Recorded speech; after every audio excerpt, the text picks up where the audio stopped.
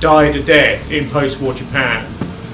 Mishima's life was dedicated to a return of the spirit of the samurai and a belief in Josho Yatamoto's book Hagiakura, which is partly the 17th century Bible of samurai morality, whereby life is transfigured by death, and the notion of a warrior who's also an intellectual and literary figure, as well as a spiritual crusader, a priest who kills, is paramount.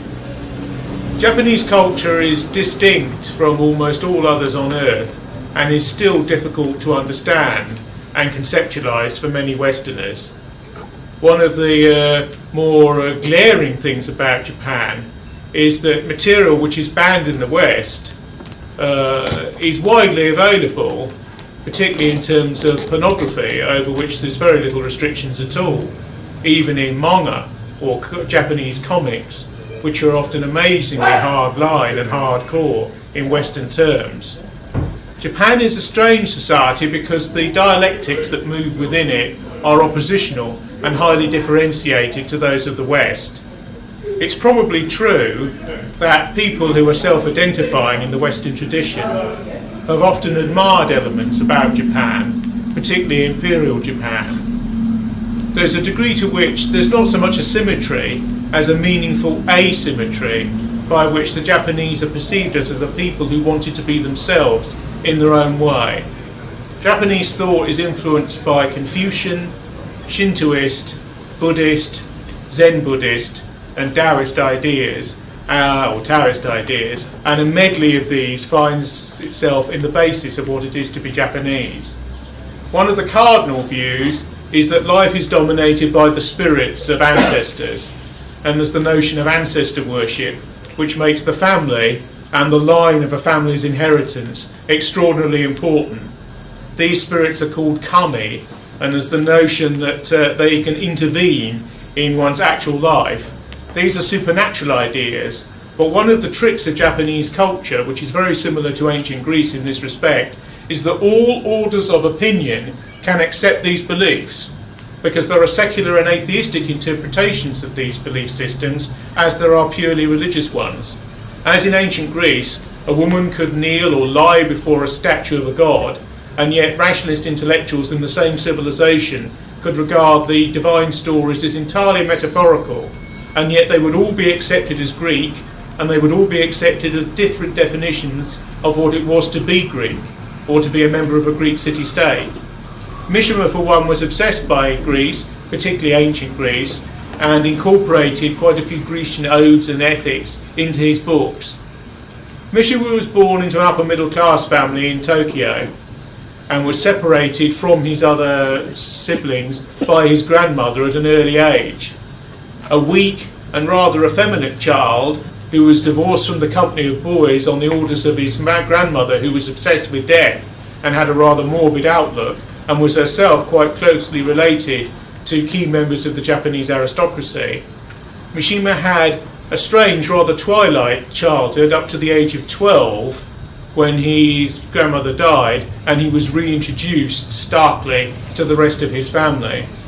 Modern and somewhat psychoanalytical interpretations of Mishima's later conduct and ritual suicide as a political gesture at the end of his life concentrate on these early years as the foundation stones of the cult of living death that his adoration of the samurai was to perpetuate. Now, Mishima started writing when he was about 12 years of age, possibly when he was 6 years of age, and had his first novel produced when he was between 16 and 18, which was published on war ration paper. The first book was called Confessions of a Mask, but there was a book even before that, which is largely forgotten today, and which concerns nature worship. Mishima wrote a wide number of books. He wrote plays, which are both modern and classical, in the Japanese tradition. Noa theatre, as it's called, kabuki theatre, is a classical tradition in Japan. And there's also a puppet theatre in relation to the second city other than Tokyo, Osaka, and the provinces. The tradition being external to Tokyo, the puppet is used instead of the body. In Tokyo, the body is used instead of a puppet. He also wrote 2 modern plays, one of which was called The Marquise de Sade, which is about the Marquis de Sade's long-suffering wife in the early years of their wife. That's de National François de Sade, who lived between 1740 and 1814. And he also wrote a play called My Friend Hitler, which is quite controversial and was published in English, I think, in 1966. His most famous work, which is widely regarded for outside Japan, is a tetralogy at the end of his life called The Sea of Fertility, which is about the increasing meaninglessness of Japanese civilization as he saw it, dominated by an axis of materialism which was alien to it. Japan began to modernize from what Westerners would call a feudal type of life or pattern of existence in the 1860s, and underwent extraordinary modernization, so much so that it is the first hybridized, westernized Eastern society or occidentally oriented Asiatic society seen in Western terms. I say seen in Western terms because Westerners can only ever see things in their own terms. It's extraordinarily difficult to step out of one's own culture and view another culture which is highly advanced and technocratically proficient, as well as having an artistry that stretches back centuries, if not 1,000 years plus, into the past, and yet is based upon axioms which are fundamentally different to one's own. To give one example, there is a species of violet comic book, stroll manga as they're called in Japan, which is extremely sadistic and erotic, and this publication is called Rape Man, rather like Spider-Man or Superman, and it's aimed at a similar audience. The incidence of rape in Japan is extraordinarily small in comparison to other advanced meritocratic and post-industrial societies like the United States, because the Japanese view is that you exteriorize dangerous fantasies by demarcating their existence rather than repressing them. The idea being that life is so ordered and structured in accordance with the social organicism of Japan based upon Confucian ideals that you have to let out some steam from the pressure cooker eventually. And one of the ways to do this is with material that would be regarded as suggestive, extremist, anti-familial, or highly dangerous in Western terms. So you have a culture of extreme restraint and the possibility of radical violence coexisting in the same continuum, because a lot of Japanese ethics and superabundant ethics, the meta-ethics of a society, are about the holding together of contraries in a dynamic state of force. Much of the Western world became aware of the growing militancy of the Japanese imperial nation state in and around the beginning of the 20th century, when Japan fought the first successful war against a European or a Western society when they essentially defeated the Russian Empire. This was in the Japanese-Russian War, which led to the scenario of a European power, Russia being regarded as a greater European power in these circumstances, its landmass stretching over into Asia, defeated by a non-Occidental rival. This was the first intimation of the modern prowess of Japan, that it was prepared to take on major Occidental societies in the struggle for world hegemony. The doctrines that have ruled Japan are essentially those of imperial monarchy, but this was always vitiated by the idea of the shogun or shogunate, whereby essentially militaristic feudal lords representing samurai clans drawn from different parts of Japan exercised the imperial advisory role underneath the monarchical overlay. The monarch was seen as appointed by God and was seen as divine. It's important to understand that for most Japanese, until the middle of the 20th century following the defeat, the divinity of the emperor was sacrosanct and was not negotiable and was not subject to discussion.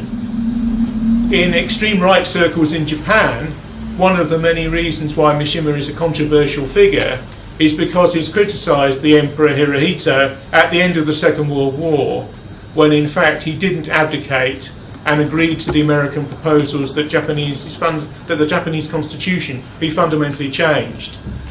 It's difficult to imagine a human being who's worshipped as a god in Western terms. Roman emperors were worshipped as gods, but only outside Italy proper, and only often in the more backward and remote parts of the empire. Even totalitarian leaders of Western nations in the 20th century, who developed around them an anima or an aura, which could be said to be spiritist in type, have never been worshipped as gods in the formal sense. The de-divinization of the leadership of Japan in the post-war period was part of the American recasting of Japan so that it would never be a threat again. Japan has one of the largest standing armies in accordance with its population, in the world. Yet all it does is guard the territory of Japan and steam round the various islands that constitute that landmass. There's a degree to which the Japanese Defence Force, as it's called, never intervenes in the rest of the world. And you will notice that, UN prescriptions aside, America has not been able to coax Japan out into the various escapades and forms of adventurism which have characterised both the Cold War and the immediate last 20 years after the destabilisation of the Soviet Union and the emergence of the Russian Federation in its stead. Japan takes no role, even in the Vietnam War. The Americans would have loved Japan to have fought in the Vietnam War because of close proximity, but they refused to do so. There's a strong culture of civic pacifism in Japan, rooted in the nihilistic despair and vaporization of the atomic weapons that were used. There's even a form of revisionism in Japan, which is partly state-induced and which is not compatible with other forms of historical revisionism elsewhere in the world. This is the idea that certain official sources and channels and mainstream media in Japan downplay the actual sort of ferocious and horrific events of the atomic weapons use, because they don't want to draw attention to the war of annihilation struggle and imperial dominion and the desire to carve out an enormous socio-economic empire in Near Asia that Japan was engaged in.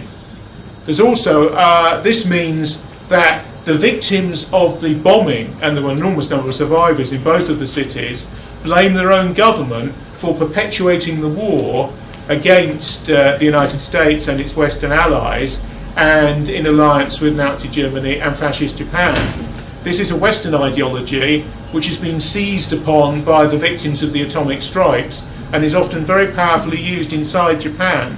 So you have this paradoxical idea that revisionism is state playing down of Hiroshima and Nagasaki so as to defeat the neo-pacifism of a largely Buddhist movement that seeks to hold the Japanese government as being co-responsible for the use of the atomic weapons, when in actual fact, in all logic, the Americans used the atomic weapons. This is part of a device that is used in Japan to regulate and moderate anti-Americanism, which is still a latent and powerful force in Japanese society, given the rewriting of the constitution and the creation of a new civic Japan after the war. Basically, Japan was changed by the advent of the Second World War and its nuclear-laced aftermath far more than Germany was in the period of Adenauer's successor between 1945 and 1948. West Germany largely was built on the basis, somewhat rudimentarily, of Weimar Germany, which could have been said to be its natural precursor. There's also a degree to which the norms of West Germany its domination by a Christian democratic and a social democratic power structure, alternating with periodic elections and with a federal system based initially in Bonn prior to reunification, was such that it ramified with many of the states around Germany in Europe. Japan had to chart a totally new course after the Second World War. You'll notice that Japan is dominated, or has been until relatively recently, by one political party. Despite numerous elections, despite numerous attempts to import the Western model into Japan, two-party democracy has never really taken off. One party, somewhat meaninglessly called the Liberal Democratic Party, to appease American sort of neo-imperial tastes, has dominated the country since the nuclear explosions and the de-divinization of the emperor and the resulting capitulation of the armed forces, most of which did not commit ritual suicide on the event of Japan's defeat because the emperor ordered them to stand down. Mishima represents the culture of the Imperial Officer Corps who fought the war in Imperial Japanese stead against first China and then against the Western powers. It's important to recognise that Japan initially thought about attacking the Soviet Union rather than, or Russia in a sense, rather than the United States. This is partly because Japan had fought a war successfully against Russia in the early part of the 20th century, but it's also because a significantly right-wing part of the samurai-based officer corps wanted to attack the underbelly of the Soviet Union. Don't forget, we have a situation in the 1930s where large stretches of China are occupied by Japan, particularly the industrial area of Manchuria. There was also, in Western and humanist terms, extreme brigandage and ferocity and what is called atrocity in those areas committed by Japanese troops. If Japan had invaded the Soviet Union's softer underbelly and gone up into the Asiatic republics of what was then the Soviet Union at the time of maximum tension in the Soviet Union and during a period where the Soviet Union was under extreme attack at the point of near defeat by the forces of Nazi Germany, the Soviet Union possibly could have been defeated and destroyed, and the whole history of the world would have been different. Indeed, in 1934 or 1936, there was a rising by 4,000 officers, all of whom were accredited samurai, which took over Tokyo and which demanded that the Imperial General Staff oriented Japan's would-be offensive effort against the Soviet Union, both for patriotic, geopolitical and historical reasons. Also because communism was seen as a great threat to the imperialistic and dynastic system that ruled in Japan.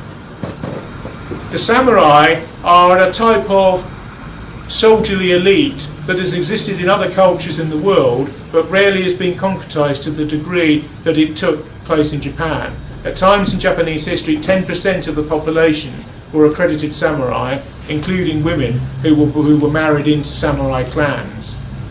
The samurai were meant to be learned warriors who were steeped in the Buddhist tradition, which is in some ways, in Western terms, a mildly pacifist tradition. But the hard edge of the tradition is the martial arts, which samurai learns in their initial training. Samurais are accredited, unless they're independent of all lords, to a lord or to a feudal baron in Western terms, and they formed clans or intra-ethnic enclaves or forms of identity which identified with particular feudal lords as against others. You then built up into a shogunate whereby an imperial leader and his wife or wives, because most marriages at the upper end of Japanese society were arranged. You had relationships with wives, you had possible relationships with geishas, of which there were different types, and you had the possibility of multiple wives and multiple families for some members of the Japanese ruling class and upper class. One important thing to remember about Japan is that Japan is a society that rejected Christianity, formally and in an extreme way. There is a degree to which few societies on earth have partly begun a conversion to Christianity and then reversed and negated it, involving the massacre of many Christians and Christian missionaries. Exposed to the Portuguese and the Spanish empires, Japan hesitated over the adoption of Christianity, and whole samurai clans in various parts of Japan converted to the Christian faith. This was later undone by later shogunates who returned to Shintoism or to innate Japanese paganism. This faith system believes that the Japanese are uniquely chosen on earth and are the children of the sun, and are represented governmentally and institutionally and metaphysically by a living sun god who is their emperor. The duty of the samurai is to kill with love and understanding and in accordance with complete serenity in a semi-religious way on behalf of this divine autocrat or leader, even if his will is interpreted by a Bismarckian figure such as a shogun. Again, one always strives for Western metaphors to understand elements of the Japanese mindset, because it is rare for this formulation to exist in Western culture. Simulacrums of the samurai in the Western tradition might be said to be the Templars and the Hospitales in the Middle Ages, or elitist Christian warriors reared to a patriarchal standard of ascetic masculinity, those who believed ideologically in crusades against Islam, for example, on behalf of the faith, and genuinely seemed to believe in them at the time when they professed those views. One also possibly has elites in all armies, such as the Praetorian elite in the Roman legions, the Spartan courage and system of land-based fighting, the corollary to the Athenian navally based military prowess, which provided the balance in Greek military warfare that enabled them to resist Persian invasion and elsewhere. But the cultivation of a priesthood that is also a killing machine, which is what the samurai were, is difficult to understand in Western terms. In the Hagakure, the samurai must never show weakness, even at a point of weakness, and must never speak in a way which undermines his own sense of self or his loyalty to his lord and master. Samurai should strive for this odd combination of fanaticism, steeliness, clearness of thought, and serenity of temper. The samurai should feel no guilt over killing, but the flip side of this is that the samurai is always ready to kill himself in relation to a system of honour. In the Japanese traditionalist belief system, suicide is morally meritorious, which is something that the Western mind finds difficult to comprehend. This is because Shintoism preaches the notion of direct reincarnation as a fact, rather than just as an idea that can be spiritually postulated. In samurai rhetoric and law, and these ideas had the force of law for this pre-existent military elite inside Japan, if you were killed or if you committed ritual suicide, you immediately were reborn in a mother's womb 40 days later as a new human being. This meant that in their conception of self, suicide was not the end. Most of the greatest and most glorious figures in Japanese culture have committed suicide and have been praised for this, both in their own time and afterwards. All suicides have to write a poem before they die, which is called a death poem, and is often in the form of a haiku, this minimalist, condensed type of poetry, often dealing with themes of gentleness and forgiveness prior to the ultimate form of death. Mishima believed that this is what Japan was and is and could be, and he believed that the spirit of the samurai, both male and female, fluctuated in Japan and should be brought back in a period when it had been relaxed to the point of semi-oblivion in the late 1940s, 1950s, 1960s, and up to his own seppuku, if I pronounced that right, in 1970, when he ended his own life on the 25th of November 1970 in a way which caused consternation. There is no parallel in the West for this sort of thing. If you like, the most prominent post-war British Western novelist is somebody called William Golding, who wrote The Lord of the Flies. It's like William Golding committing suicide on the steps of Downing Street after having demanded a change of course by a post-war British Prime Minister drawn from either the Labour or Conservative tradition, and also having spent his entire life getting physically fit to a point of military perfection rather than being a sort of flabby guardian aesthete, which essentially he was. It's also redolent of a man who owned his own private army, which Mishima developed for his own use. This was a society called the Shield Society and consisted of military trainees and conscripts, about 100 in number, that were run as a quasi-paramilitary force by Mishima and were allowed to train in Japanese army camps after 1966. Mishima's ritual suicide took place in an army camp in 1970. The liberal Western interpretation of Mishima's life is a failed attempt to return to the samurai verities of old, which remains concurrent with the literary output that is highly revered in the West and outside Japan. Westerners as well as Easterners put Mishima forward for 3 Nobel Prize citations in the post-war period, yet he never won, partly because another Japanese writer who was very much his literary sponsor won the prize in 1968.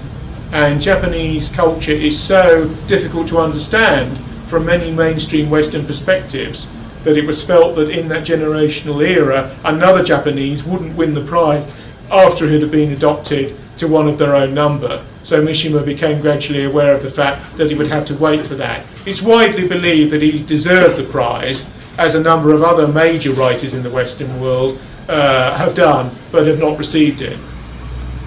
Mishima's literary output is divided into two halves, one of which deals with, if you like, quite decadent themes in certain respects. Mishima is drawn to extremes, and in Confessions of a Mask, he's drawn to extremes of auto-mutilation and sacrifice of self and the wearing of masks as part of social identity.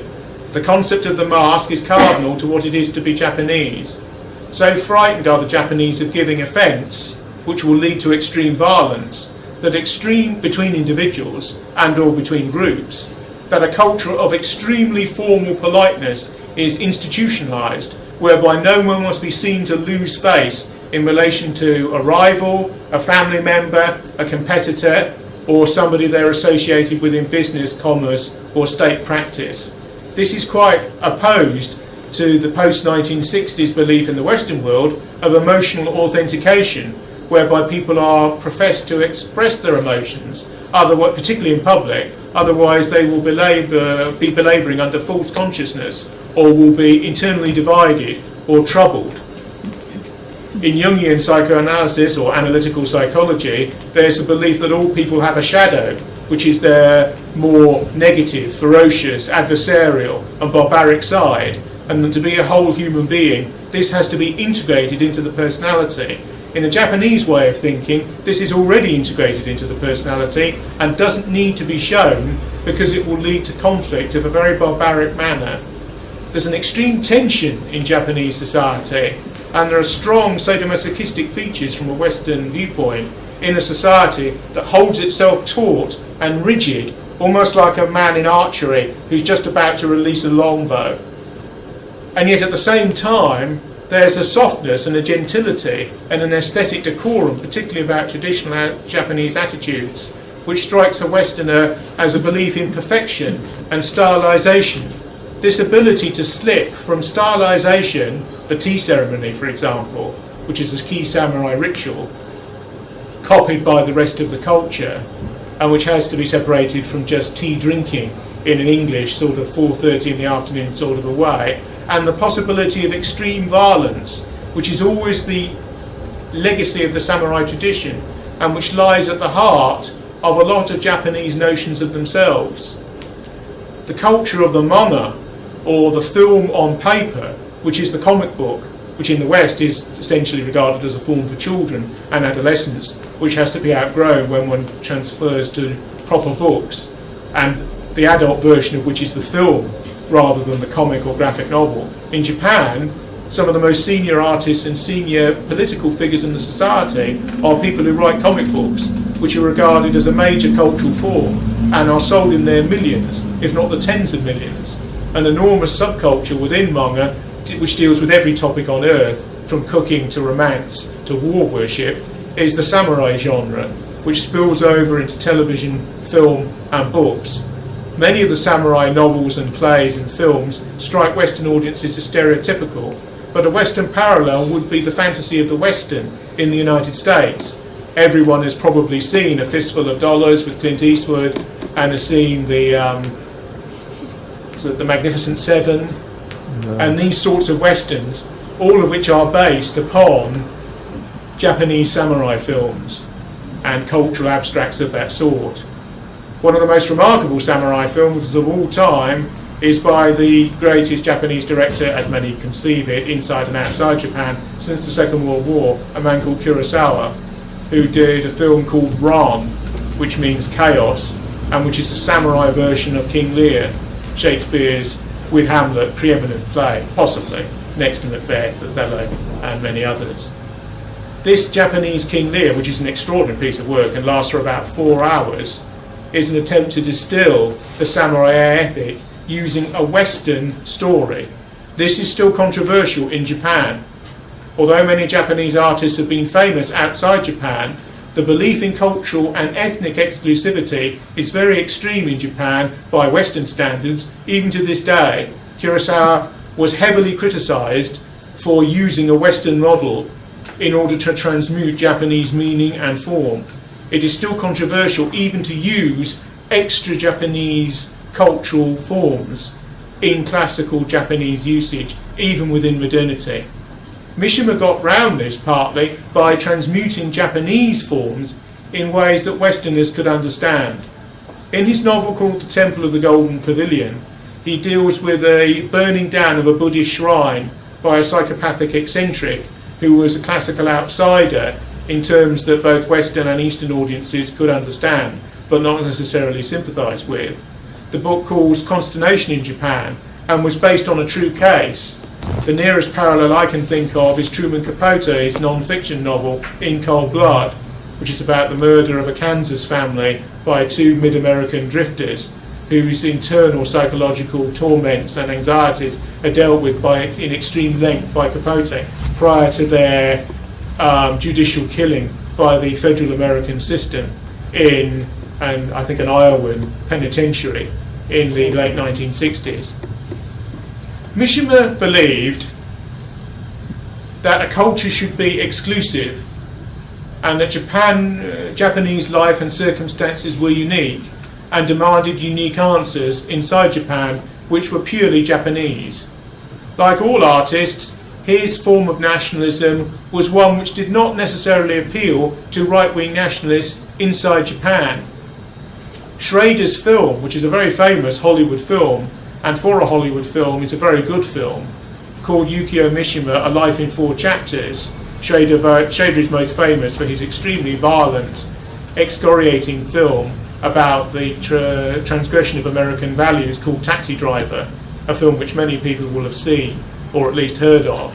Now, in his film about Mishima, 3 of Mishima's novels, one from the Sea of Fertility tetralogy, are reconfigured as stories external to Mishima's life, but which he gives literary value to by virtue of his own biography. The other 4th quadrant of the film is biographical, stroke autobiographical, and deals with Mishima's own life. Now, in Schrader's piece, Mishima is seen as a man whose death is foretold by the nature of the ideology he adopts, one which is both an emotional, a literary, a speculative, a martial, and an intellectual ideology. The sort of ideology that Mishima proposed in his novels and plays was similar to that put forward by D.H. Lawrence in the West, and yet different, was similar to elements of Friedrich Nietzsche's thought at the end of the 19th century, and yet distinct.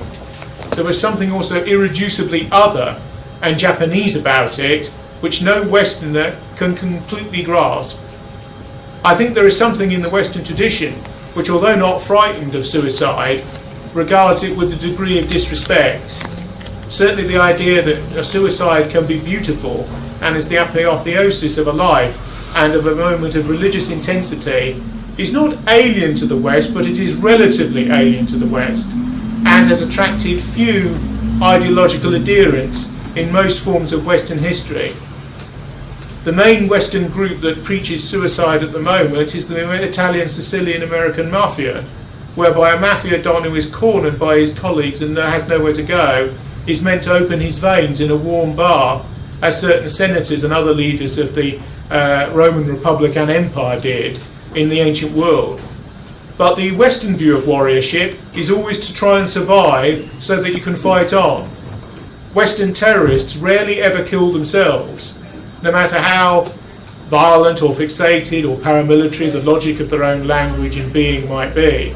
IRA men, UDA men, whatever they might have been, would inflict pain and violence, but always seek to get away afterwards. And this is very much the Western ethic in battle.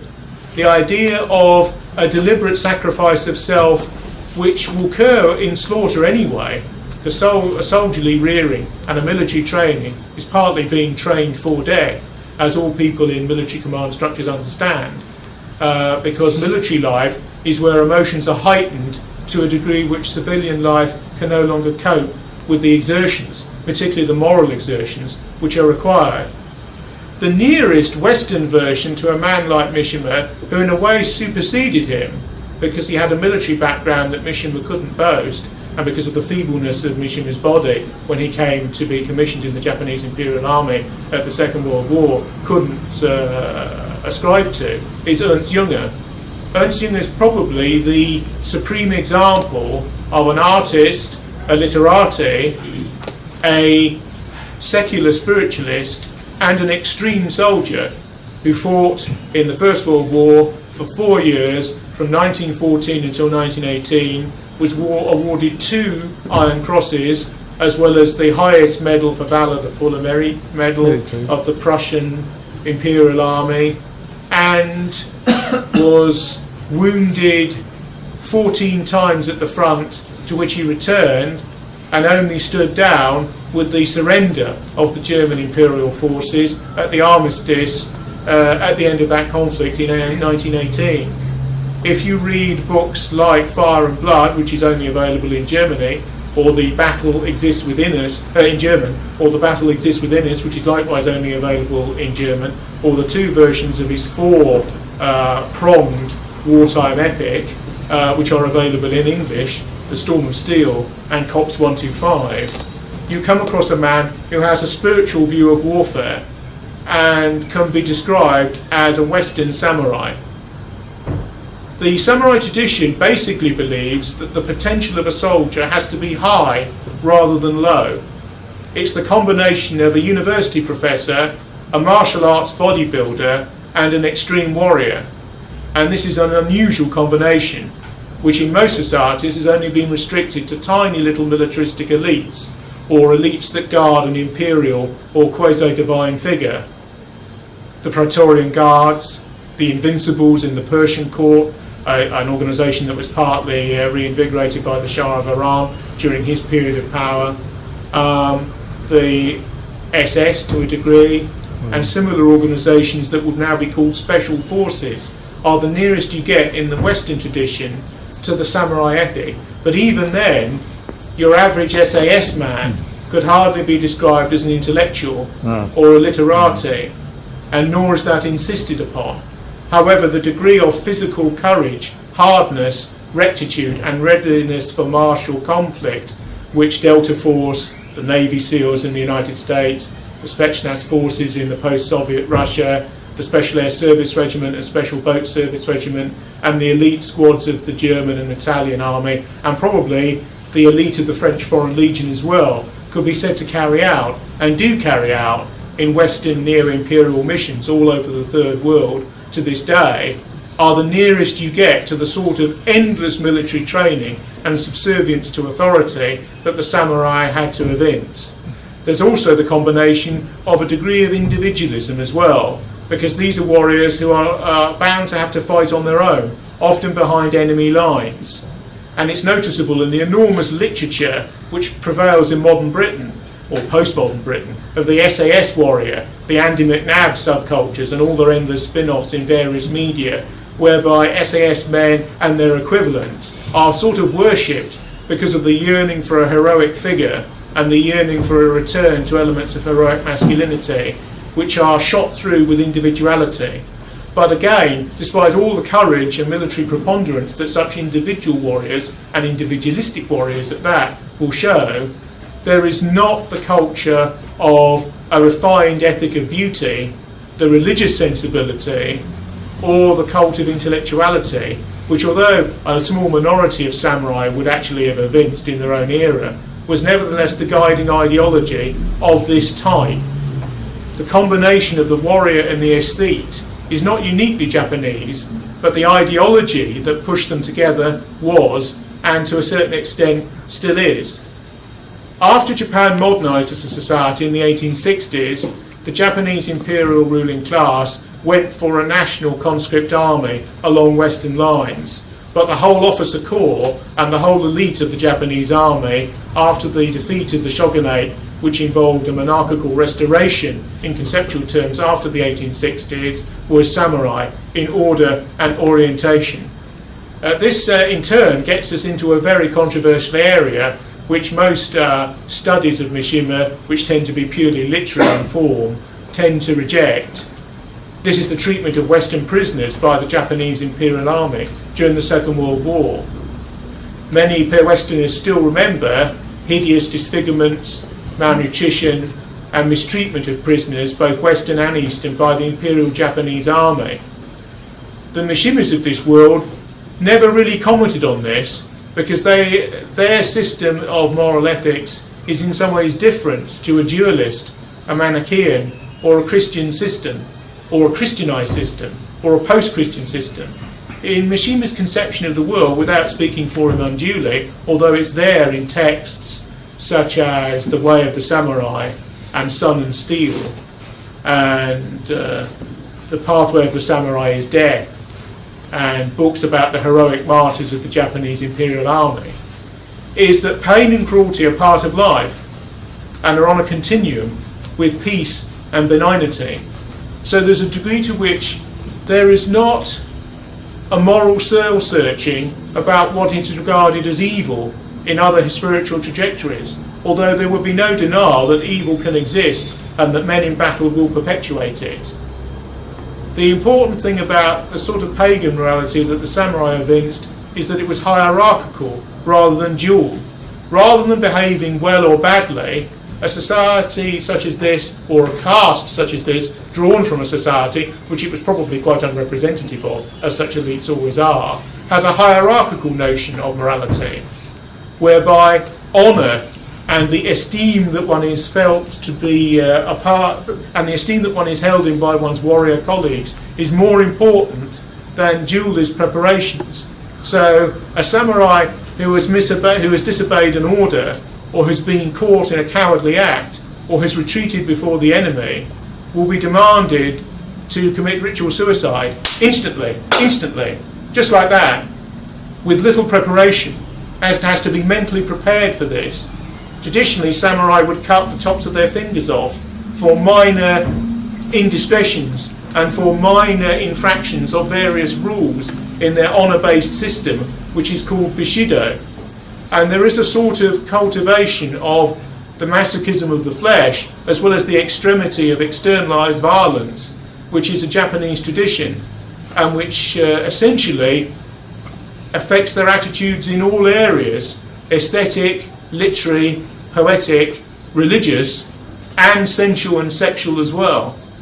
So Japanese culture contains some very extreme metaphysical postulates, which are openly avowed in a sense whereas in most societies such tendencies are often hidden or glossed over or regarded with a certain degree of discretion. The radicalism of the Japanese army during its expansionist phase and its ferocity towards enemies, as well as its deep sense of discipline and self-control, was commented upon by many people at the time.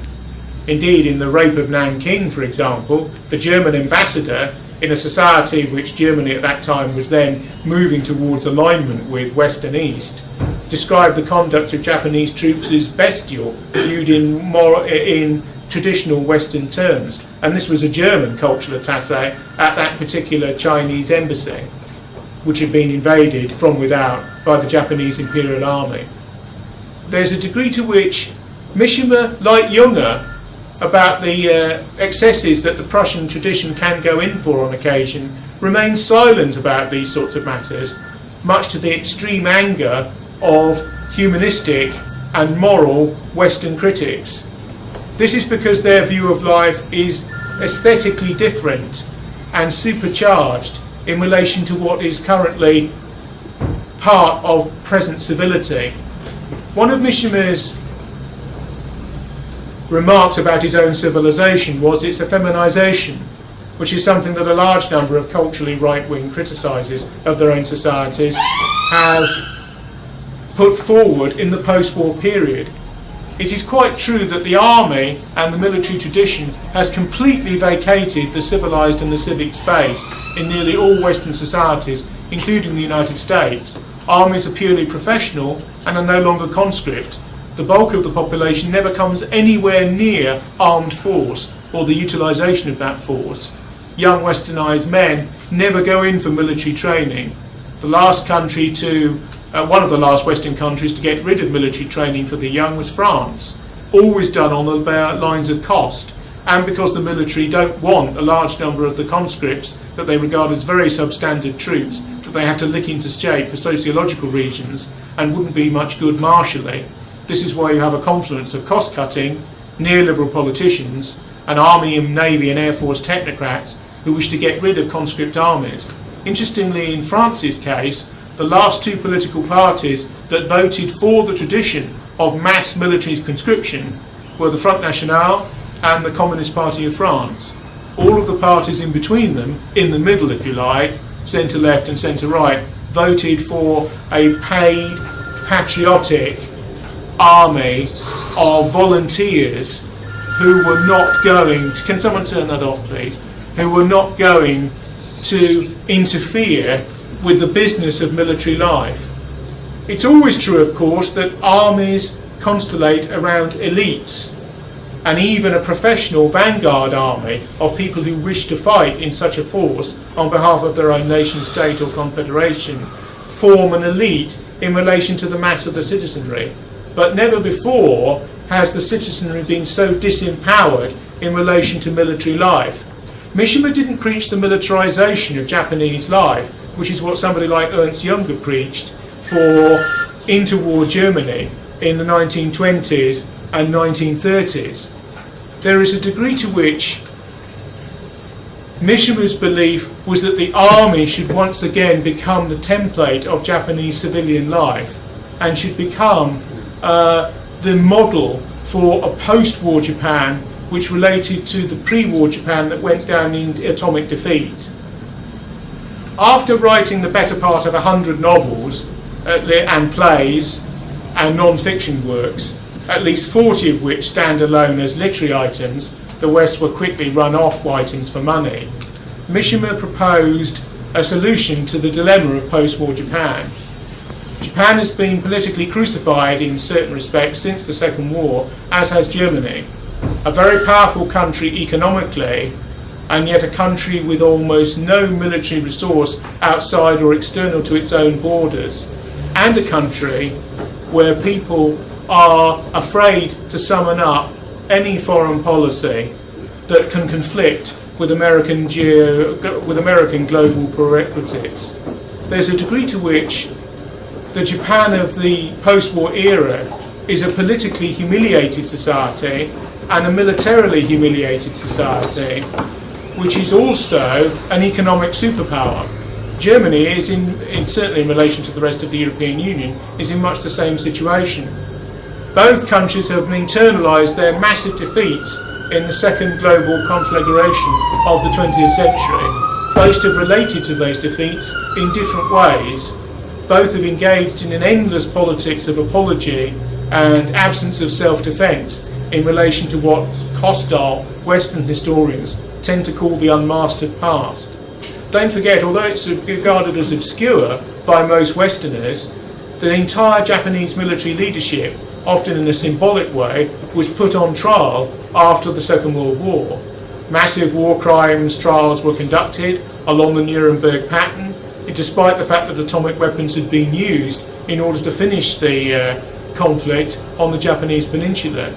The Japanese elite has internalised the idea that the use of the atomic weapons was justified because of the possible several million deaths that would have accrued when samurai-based warriors on the Japanese mainland fighting for a god king, as they perceived the empire cult at that time, would have wreaked havoc and would have killed an enormous number of Americans and other Western allies and paid the price in terms of body count themselves.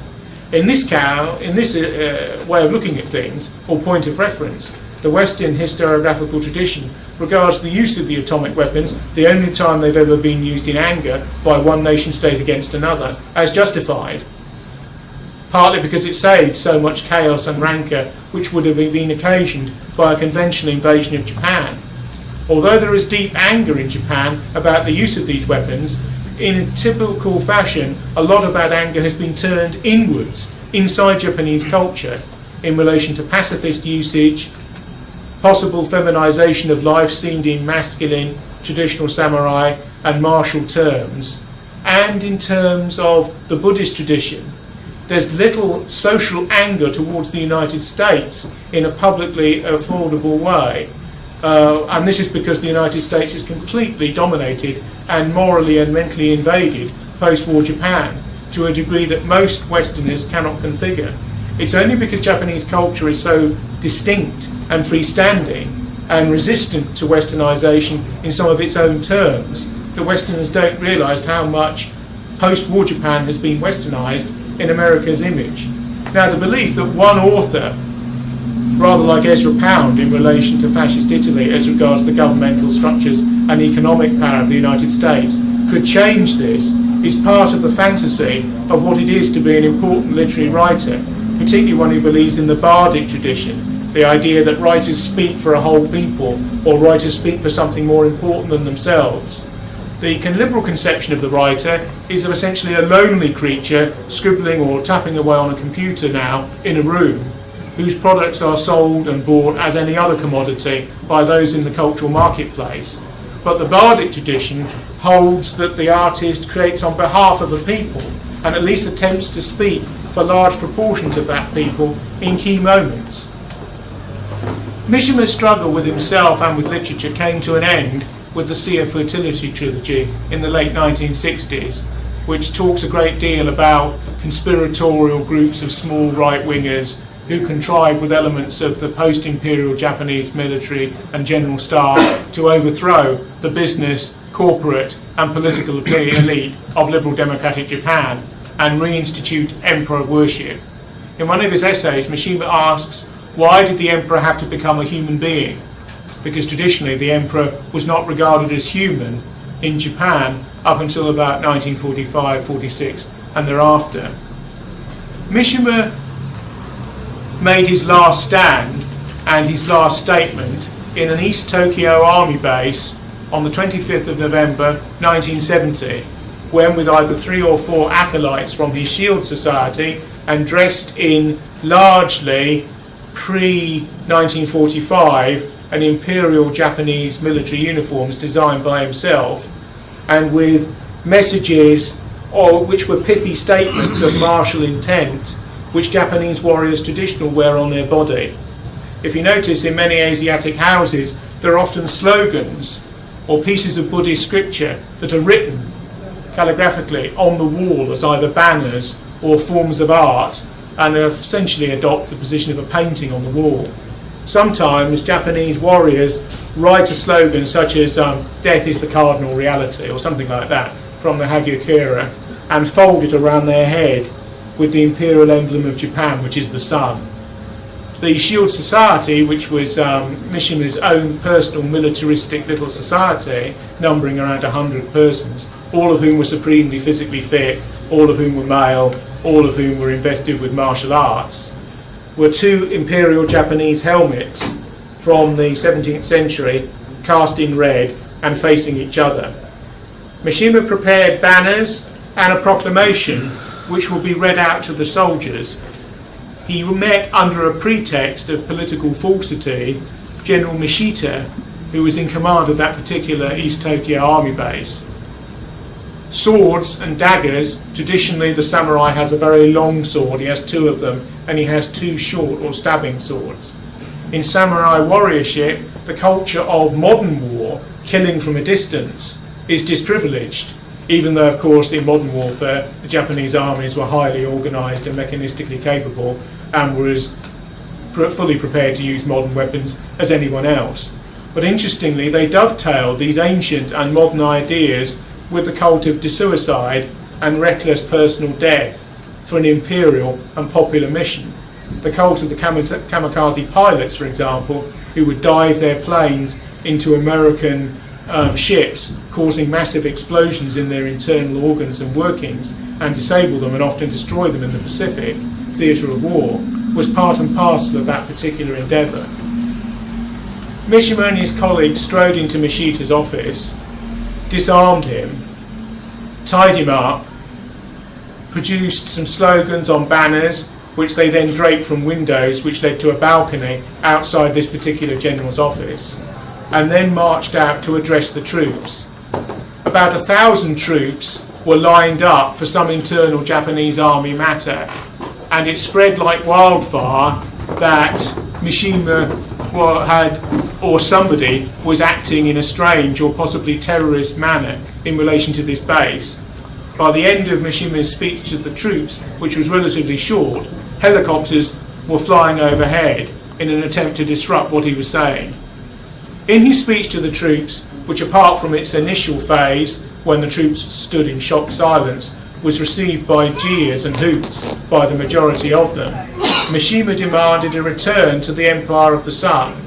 He demanded a return to empire worship and to imperial worship of the majesty of the emperor.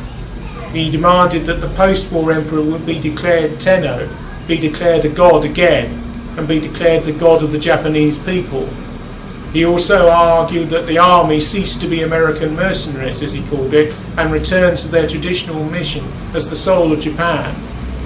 He basically argued for a restoration of the Japanese war dead, and for implicitly that the Japanese Emperor Hirohito at the time of the surrender in 1945 should have never denied his divinity or been forced to do so by American license, and should have accepted his responsibility, as in Buddhism, for the war dead. He essentially was demanding revisionism, the revision of the past, and a sort of moral statement of victory and defeat, which would allow the traditional Japan to resurface and to claim a form of spiritual conquest even after the bankruptcy of physical defeat in the atomic weapons used against his cities in the mid-1940s. Mishima was really asking for the impossible and asking for demands which the whole of contemporary Japan, with the exception of certain fringe far-right and samurai groups, had set their face against. Why did Mishima ask for these impossible demands, which, to invent a term or a neologism, could be described as impossibilist demands?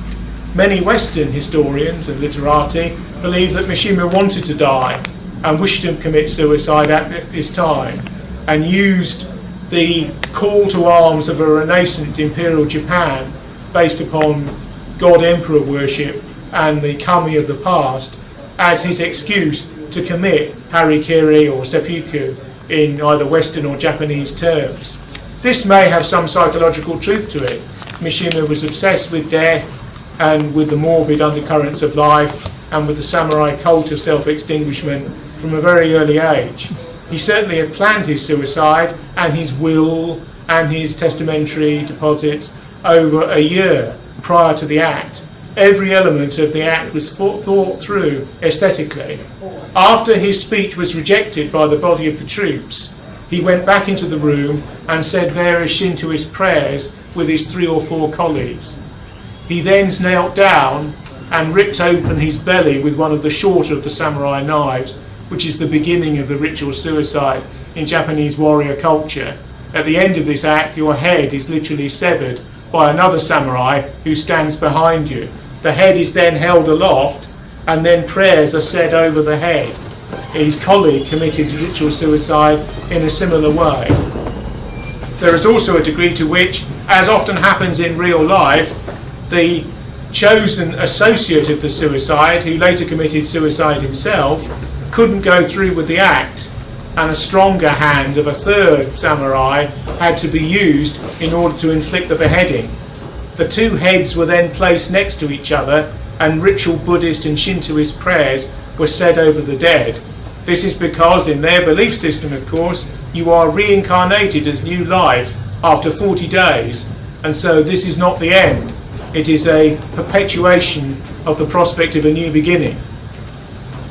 It is true to say that his ritual suicide and his demand for cultural revision and national re-emergence caused a consternation in Japan. You have to understand he was the darling of the East and Western media in Japan for quite a long period. He was also widely translated in an era when Japanese writers were not particularly widely translated. He was also widely popular inside Japan, despite being a self-consciously literary writer. And it literally caused consternation that he had done this.